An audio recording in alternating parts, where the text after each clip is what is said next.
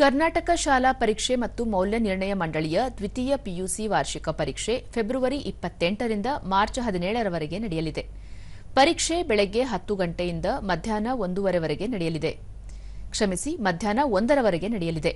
ಪರೀಕ್ಷಾ ಸಮಯದಲ್ಲಿ ನಕಲು ಮಾಡುವುದು, ಪರೀಕ್ಷಾರ್ಥಿಗಳ ಬದಲು ಬೇರೆಯವರು ಪರೀಕ್ಷೆಗೆ ಹಾಜರಾಗುವುದು ಸೇರಿದಂತೆ ಇನ್ನಿತರೆ ಪರೀಕ್ಷಾ ಅವ್ಯವಹಾರ ತಡೆಗಟ್ಟಲು ಹಾಗೂ ಪರೀಕ್ಷಾ ಕೇಂದ್ರಗಳಲ್ಲಿ ಶಿಸ್ತು ಕಾಪಾಡುವ ನಿಟ್ಟಿನಲ್ಲಿ ಪರೀಕ್ಷಾ ಕೇಂದ್ರದ ಸುತ್ತ 200 ಮೀಟರ್ ಪ್ರದೇಶವನ್ನು ನಿರ್ಬಂಧಿತ ಪ್ರದೇಶವಾಗಿ ಘೋಷಿಸಲಾಗಿದೆ. ಜೊತೆಗೆ ಬೆಳಗ್ಗೆ 8 ಗಂಟೆಯಿಂದ ಮಧ್ಯಾಹ್ನ 3 ಗಂಟೆಯವರೆಗೆ ಪ್ರತಿಬಂಧಕಾಜ್ಞೆ ಜಾರಿ ಮಾಡಲಾಗಿದೆ. ಪರೀಕ್ಷಾರ್ಥಿಗಳು ಪರೀಕ್ಷೆಯಲ್ಲಿ ಕಾರ್ಯನಿರ್ವಹಿಸುವ ಹೊರತುಪಡಿಸಿ ಯಾವುದೇ ವ್ಯಕ್ತಿ ಅಥವಾ 5ಕ್ಕಿಂತ ಹೆಚ್ಚು ಜನರು ಗುಂಪುಗೂಡುವುದನ್ನು ನಿರ್ಬಂಧಿಸಲಾಗಿದೆ. ಪರೀಕ್ಷೆ ನಡೆಯುವ ಪ್ರದೇಶದಲ್ಲಿ ಜೆರಾಕ್ಸ್ ಅಂಗಡಿ, ಪುಸ್ತಕ ಮಳಿಗೆಯನ್ನು ಮುಚ್ಚಲು ಆದೇಶಿಸಲಾಗಿದೆ.